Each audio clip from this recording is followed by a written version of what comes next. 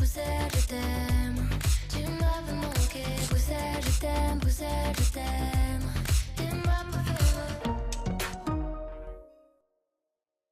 Hello there and welcome to Brussels, my love, Euronews' weekly talk show about the news here in Brussels and beyond. I'm Maeve McMahon. Thanks for joining us. Coming up this week, it is 1 month to go until European Parliament elections kick off across the continent. 720 seats are up for grabs, determining who gets to set laws for the next 5 years. With domestic woes dominating most news cycles, we're asking whether these elections could turn into one big giant protest vote, and if people will vote with their heads or with their hearts. And with elections around the corner, political campaigns are in full swing. The faces of those hoping to become lawmakers are pasted all across the continent. The rhetoric is heating up, and sadly, in some cases, it's boiling over. A German MEP has been hospitalised after a brutal beating whilst out campaigning. What has gone wrong in society for this to happen? And with the climate so bitter and so divided, who would even consider running for public office at all? A warm welcome to our panel this weekend. Els Bruggeman, the Head of Policy at Euro Consumers, Roderick Kefferputz, Director at the Heinrich Böll Stiftung, and Alva Finn from the European Liberal Forum. So lovely to have you all with us. But as usual, before we get your analysis, let's just hear why there's so much nervous excitement in Brussels lately. Take a listen. After months of prep, it is now just 1 month to go. From the 6th to the 9th of June, 400 million Europeans will have the chance to choose who should sit in this plenary chamber, if they're registered, of course. For the first time ever, 16-year-olds in Belgium and Germany can vote too. Polls predict the centre-right will hold, but voices on both extremes could also get louder. Europe's importance dwindling on the world stage and most people more concerned about local issues, what kind of parliament are the people of Europe set to pick? So that's the question we're asking ourselves with just 1 month to go. Roderick, are German voters interested in these elections? Increasingly so, absolutely. I mean, if you look at the Eurobarometer and all the polling, it shows that there's an uptick in interest of the European Parliament election. And in fact, there's more interest than there used to be. So if you compare it to 2019, there is definitely more interest. And that's also because there's a lot at stake right now. We have the war in Ukraine, we have the green and the digital transformation, so these elections really matter. Well, there's a lot at stake, but for people back home, are they really worried about those big issues? And I guess the question is why we're asking ourselves, is this really a European election? Is it not more 27 national elections, Alva?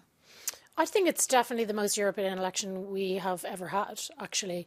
I think that many people have seen, for example, what the EU has managed to do over the last 5 years, the response to the COVID crisis.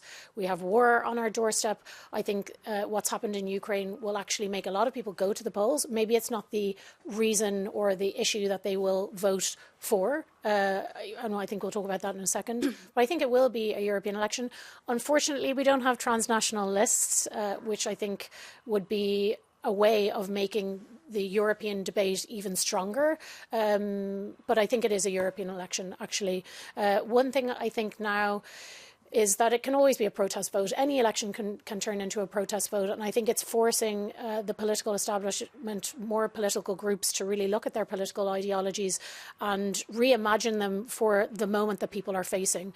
So, for example, I work for the European Liberal Forum, and we've had a project called New European Liberalism. And what we've found is people are feeling insecure, and we need to respond to that, make them feel secure, but also provide hope, a hopeful narrative against the fear that they're facing. Isn't it? People definitely need hope. There's just so many bad, grim headlines constantly. And there is things to be hopeful about, I think. Would you agree with that? And what's at stake for an organisation like yours here with these elections?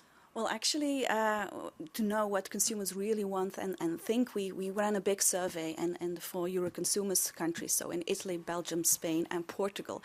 And, you know, Europe and its citizens, it remains a bit of a funny relationship, a bit strained. If I would need to put a Facebook status on it, I would say it's complicated because they love and they hate it at the same time.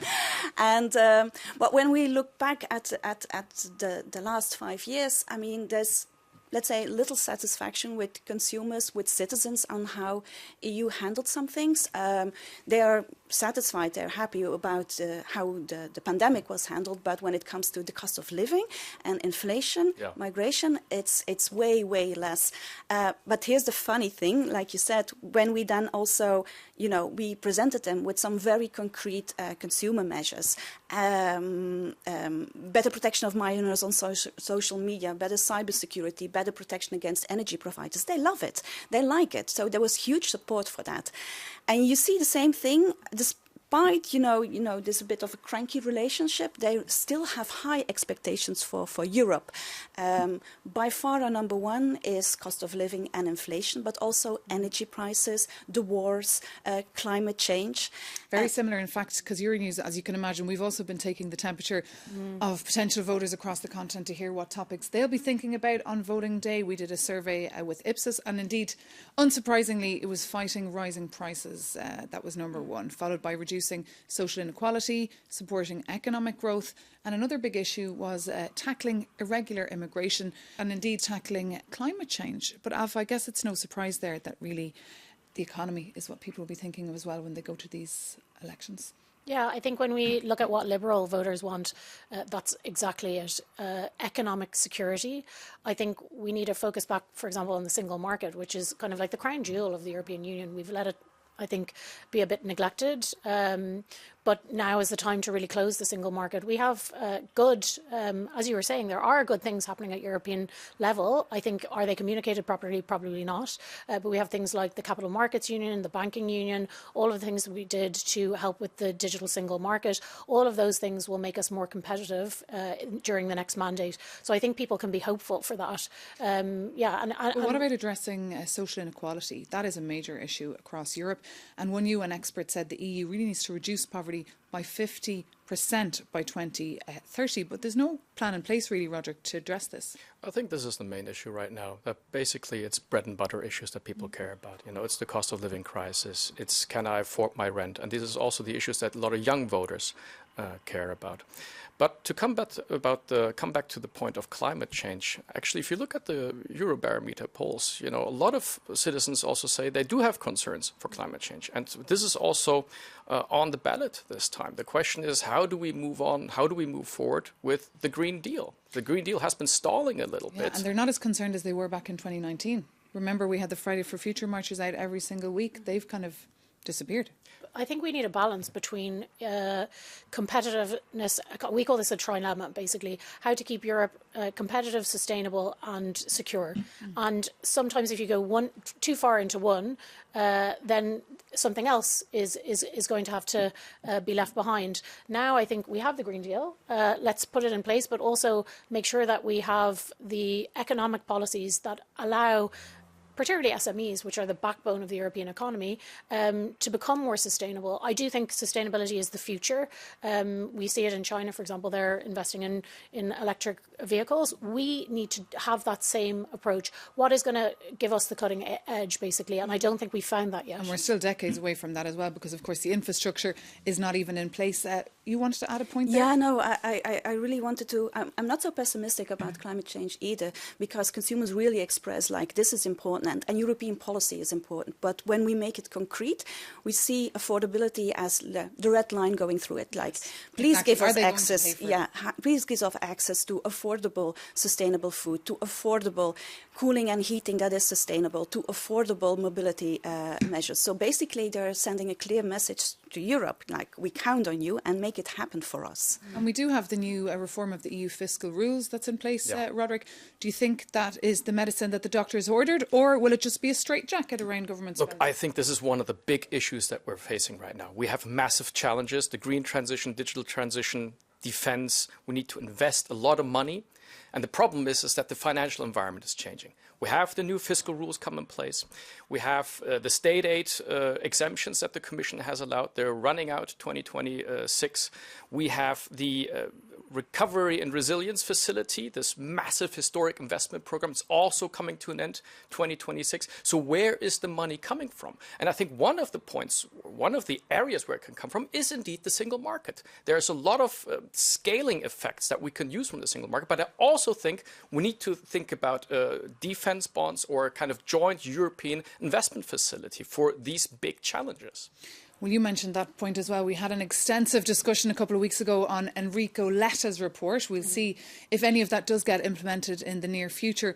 But just on these elections, we wanted to check in with one member state, and we thought about Portugal, who just had general elections, because many there told us that these European elections could just be like a second round, really, of the general elections. In fact, they told us some of the posters are still left over from the general election. So a lot of people are not even informed yet that there are European elections taking place in Portugal on the 9th of June. But for his take, we caught up with the mayor of Braga. He is Ricardo Rio, to hear if locals in his town were motivated to vote. It's always difficult, I would say, to disconnect the European elections from the national situation and the national politics. We have a lot of social difficulties. We have not yet recovered from the inflation impact that we had in the power of purchase of many, many families. We have some big and worrying issues concerning the response of public services. We had a lot of problems in terms of education, in terms of health, in terms of justice as well. And on top of that, as just like in all the rest of Europe, we have a major crisis in terms of inhabitation, which is obviously a major issue because people aren't able to buy new houses or to pay the rent levels that we have here in Portugal. So the mayor of Braga there, Ricardo Rio, putting his finger on probably one of the biggest challenges in Europe today for many young people as well. And that is, of course, the housing crisis. Young people in Portugal, Greece, Ireland, Germany, the Netherlands, Belgium as well. Prices and rents have been spiking, and housing is a serious political issue. And I'm sure people will be thinking of this as well when they vote in June.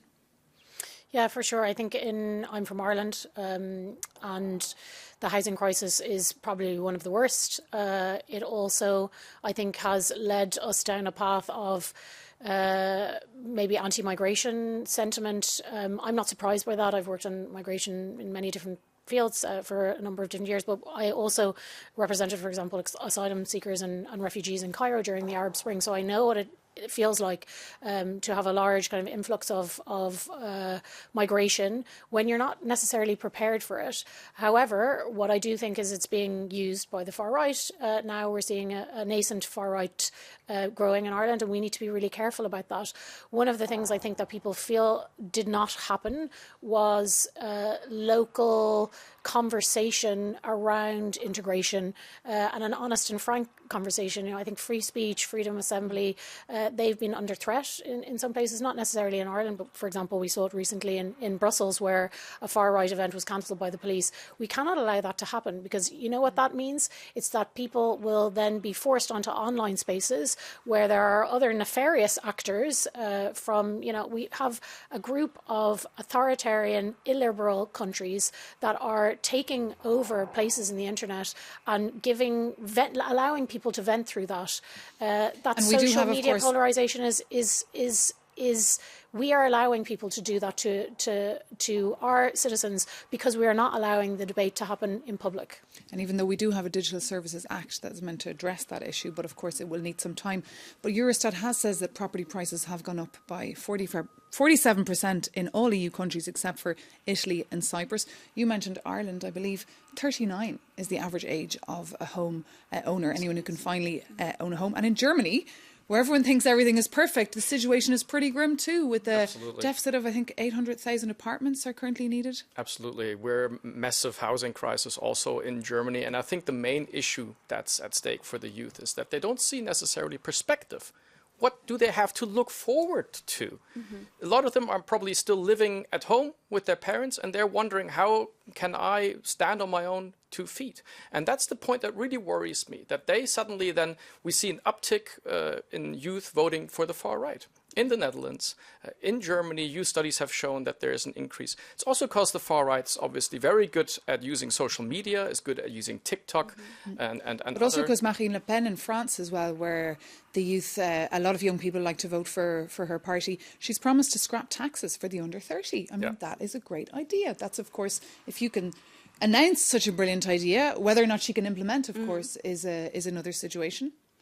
Well, you see this kind of polarization also in the numbers. When you look at Europe, you know, we had like 43% of consumers saying, okay, Europe is positive for us. And at the same time, you have like 48 saying the opposite. It's negative or it doesn't have an impact at all. But when you look behind the numbers, actually, there is a lot of commonality. There's a lot of consensus. You know, we know that migration is a main factor to determine the negativity towards Europe, but also, you know, financial possibilities, you know, the affordability comes back and back.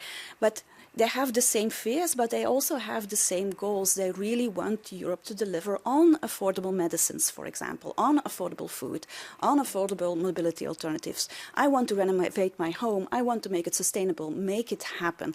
So taking away, I mean, basically, I think what we need to do there's no magical solution for this opposition, but, you know, really listen to the concerns and make it happen for them. That and taking away the knowledge gap, because many people are not aware what is happening in Europe. I'm talking concretely about consumer rights, but even many of them don't know that compensation in case of flight delays or sending back a product when you buy online is actually Europe to thank for. Indeed, there was a report as well this week in France saying the French public lacks information about these upcoming elections. They have no clue about the role of the European Parliament, and also they have pessimistic attitudes towards the European Union. So it's interesting to see every day as we stride towards those elections, new data and new polls being out. But just I wanted to go back to that topic you mentioned, migration, because it's pretty poisonous, that debate in Ireland at the moment. Do you think this will play a big role in the elections when people vote? I think it will have an influence for sure. What we need to do, I think, is have a balanced discussion about migration. Ireland is a country that has outward migration for many centuries. I'm a migrant from the financial crisis, actually. And I would hate to see Ireland become an inhospitable place, given the hospitality that we've received in other places. I think that we can fix the debate. I think that we need to be honest about the types of housing that migrants and refugees are using versus the open housing market, which is really the problem, and social housing, which is lacking. I mean, Ireland also is an island. It's quite difficult to get products there. So we face kind of unique challenges. It's not going to be fixed overnight. I think also the government needs to be honest about the reforms and how much they're able to do. But there are new houses, thousands of new houses being created every year. That's not a lot of solace for people who are still living at home or are really struggling to buy their first home. But we can't let migration be scapegoated for that. I completely agree. That's the point, because that's the problem if you suddenly talk about migration and then you talk about the housing crisis, because it makes it look like the migrants are responsible for our housing. No, it's decades in the making. And that's not the case. In Germany and Ireland. This has been very long in the making, absolutely. But I also think there are legitimate concerns with regards to migration. But the debate has become so poisonous that it's become really difficult to just have a normal discussion on it. And if you look at the latest Eurobarometer figures and polls, migration is actually not in the top 3, not even in the top 5. So I think some of these concerns for migration might also be overblown, because the far right likes to, work on this issue and get sentiment up and mobilize its voters via this issue. That's the same thing we see also in the numbers. Okay, migration is in there for sure, and people who has a negative view tend to have a stronger opinion about migration and tend to be in a more vulnerable financial position. But when we look at number one, it is inflation, it's energy prices, it's climate change, it's the wars as well. Which have nothing to do with migration, really. What about the war in Gaza? Do you think the way the EU has handled that will play a role at all? I mean, we took the survey in March, which was still before the escalation with Iran, and I have to say back then, satisfaction rate was really low. I think it was around 10%. So they're not really satisfied about how Europe is positioning themselves. So I think it might really have play a role as well.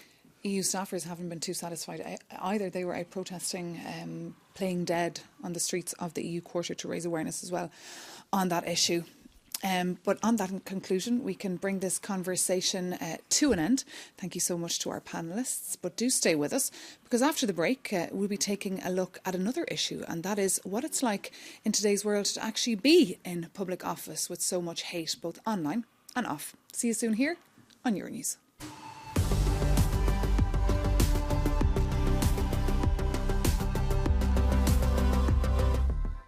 Welcome back to Brussels, my love, with me, Maeve McMahon, where we're taking a look back at the news of the week.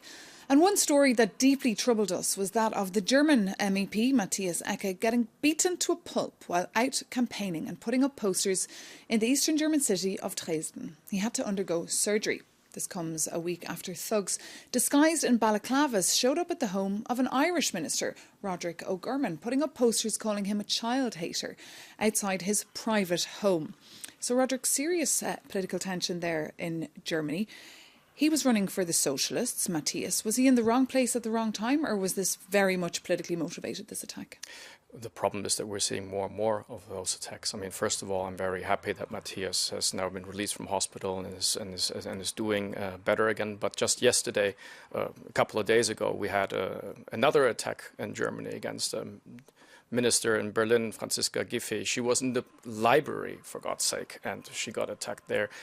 Last year alone, Germany, 2,800 attacks against politicians, and a lot of them actually also against Green Party. So this isn't just necessarily against one party. This affects everybody. It's just it's a very, very, very bad situation. And in Ireland, of a similar situation, a number of investigative files have been sent to the Director of Public Prosecutions on threats from far-right individuals to politicians. Because this minister that I mentioned, Roderick O'Gorman, he was under direct attack, I understand, from the far-right in Ireland for a long time. Yeah, I think we have seen this kind of normalisation of violence against politicians. We work a lot on violence against women in politics in the European Liberal Forum. We've done research on it. It's even more so against women and minorities who are in politics. And it is a normalisation, I think, from these kind of, we're getting influence from other political cultures, including the US, for example, where the far right have been using these kind of tactics. It's even more dangerous because many people could be armed because of the gun laws. What's the situation like in Belgium? Well, fortunately, we didn't have this kind of attacks, but only this weekend there were some, campaign posters that were lit on fire. So it's not a personal attack yet, but I mean, you see it's becoming more grim every day. And you could see this polarization also a little bit between the citizens. But again, I would like to call, to look behind, the opposition, because actually there's a common fear and a common goal in common on this. And a lot has to do with also, having the proper information. For example, what exactly is Europe doing, but how important is Europe really? For example, here in Belgium, we host the European institutions. 80% still think that the European Parliament is appointed by the government and is not elected. I mean, people are really, quite ignorant about what is happening and why also these European elections are so important to us. Interesting, isn't it, considering this is the heart of the EU institutions, but yet no engagement really on national level of the role of the institutions. And of course, it doesn't help that, there's not enough information in national media, although it's getting better, but it doesn't help that, for example, also national politicians, they blame Europe whenever something goes wrong, but they claim it for themselves whenever something good happens. So that doesn't, add to the solution either. That's why it's always fascinating, isn't it, to have a discussion about what goes on here in Brussels, and that is why we are here for you. But just back to that topic, Alva, that you mentioned about women particularly being targeted. Yes. Offline and also online, where the situation is dire. For more on that, I spoke to Asha Allen. She works for the Centre for Democracy and Technology, and she's really concerned about the situation. Take a listen. Women politicians are disproportionately at a higher significant risk of experiencing online harm, online gender-based violence and gender disinformation in particular, which is targeted and aims to silence their voices, remove them from the political space. And so what we are seeing is a direct impact on our march towards gender equity in politics. We're seeing a lot of women politicians leaving the space, and we're seeing a lot of young women being hesitant to even engage or chase a political career because of the reality of the online ecosystem being unsafe for women politicians. Asha Allen there. I'm thinking as well, Alva, of Sigrid Kaag, who had to step down, the Liberal Dutch politician due to months and months of attacks, and even one man holding a burning torch outside her house. I mean, would this put you off ever going into politics? Yes, it would. We, with the ALDE party, we run a programme for empowering women in politics, and this is a common thing that many women say. What we're trying to do is develop a toolbox, so how you can deal with online hate, but also people canvassing are often attacked.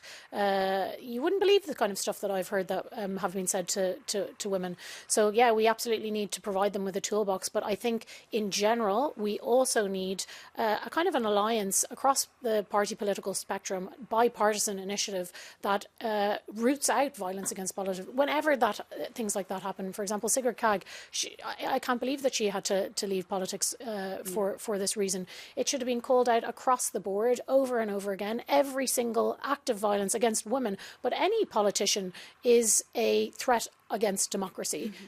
But that's the problem, perhaps, Roderick, that politicians are not calling it out when they see it. If you look at Spain as well, a couple of months ago, Pedro Sánchez, there was a puppet of his whole body being beaten to a pulp again in a public demonstration, and a number of politicians just let that happen in front of their eyes. Absolutely, and I completely agree that this is an attack on everybody. This is an attack on society, on democracy, and how we actually work together, live together, discuss together, how we're together in a democracy. And the problem is, I think that this is a long-going trend already. And it started with a lot of the hate speech that also came online and on social media. And what we're seeing is that some of this hate speech is now moving into action. And I think we need to start treating these things serious. This is an attack on everybody. And it means that we need to have some of the tools that we have, that the EU has had, such as the Digital Services Act, needs to be used to combat disinformation and hate speech on social media. Are you confident that it can work, this Digital Services Act? It needs to work. I mean, there's no other option, I think. It's like you said, it's a boundary that has been moving over for years already, and we find it, and it has become the new normal, and it's up to all of us to say, stop, now it's enough. And it's not only on social media, it's also the narrative that, in debates politicians use. We need to lead by example. And so it's also, I mean, the world is not black and white, and very often there are no black and white solutions. And let's be honest with people. Let's be honest with consumers. We will do our best. We need to do our best. But it's sometimes difficult, and we need to listen to each other, and even more, we need to work to each other. That's not an easy message to convey, but it's absolutely necessary. Yeah. Okay. On that conclusion, we will bring this panel to an end. Thank you so much for being with us, and thank you so much for watching. Take care, and see you soon here on Euronews.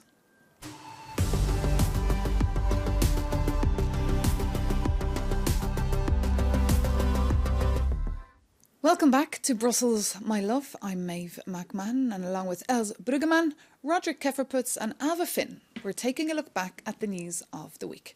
And one that got us talking was Palumba, a new app to get young people interested in the upcoming European elections. Modelled on a dating app like Tinder, the idea is that by swiping to the right or left on their political views, users can find out what political party they would lean towards most in Brussels and Strasbourg. It was launched on Europe Day on Thursday. Was it a good idea, Els?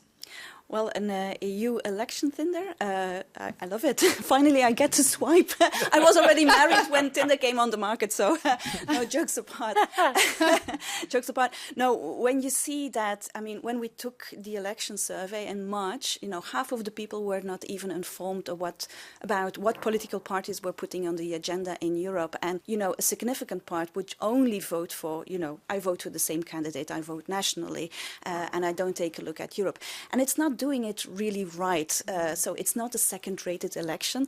It matters. It has an impact on our lives. We want it to have an impact. So if we want Europe to guide, then we need to show the direction. And an app can be very helpful for that.